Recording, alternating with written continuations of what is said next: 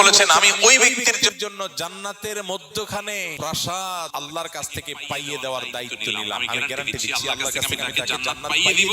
যে ব্যক্তি ঝগড়া করার উপলক্ষ তৈরি হওয়ার পরেও অন্যায়ভাবে তার উপরে জুলুম করা হচ্ছে, তারপরে সে কথা বাড়াচ্ছে না কেন, ঝগড়া বাড়বে, সে নিজেকে নিয়ন্ত্রণ করছে, মুখ বুঝে চলে আসছে, কথা বাড়ায় নাই, পুরা উল্টা পাল্টা বলতেছে, পুরা অন্যায় করতেছে। চাইলে এখানে এটাকে নিয়ে সামনে বাড়ায় ঝগড়া করা যায়, কিন্তু সে ঝগড়াটা এড়াইতে চাচ্ছে। যেটা বলছে ভাই ঠিক আছে ভাই আপনি যা বলছেন ওকে, সে সামনে কথা বাড়াইতে চায় না। নিজের ন্যায়ের উপরে থাকা সত্ত্বেও ন্যায়ের উপরে থাকতে সাধারণত একটু ঝগড়া করতে বেশি মন চায় না। শয়তান তখন উস্কায়, শয়তান বলে যে এই তুমি চুপ থাকবা কি দুঃখে মিয়া, সে তো উল্টা পাল্টা কথা বলছে। আরে এসব উল্টা কথা মানা যায় না। ঝগড়া করার পর কেউ জিজ্ঞেস করে ভাই আপনি চেতে গেলেন, আরে ভাই কি উল্টা পাল্টা কথা শুনেন না, মাথা ঠিক থাকে। শয়তান যুক্তি দেয় না। কিন্তু ঈমানদার বুদ্ধিমান ঈমানদার যে ওই যে জান্নাতে আল্লাহ নবীর দায়িত্ব নেওয়া প্রাসাদের মালিক হতে চায়, সে কি করবে? সে সবর করবে। সে দেখতেছে উল্টা পাল্টা হচ্ছে, দেখতেছে যে কথা বললে এখানে ঝগড়া হবে, ঝগড়া হলে আমার মেজাজটা গরম হবে, তার চাইতে বলে ভাই ঠিক আছে ভাই ওয়াইদা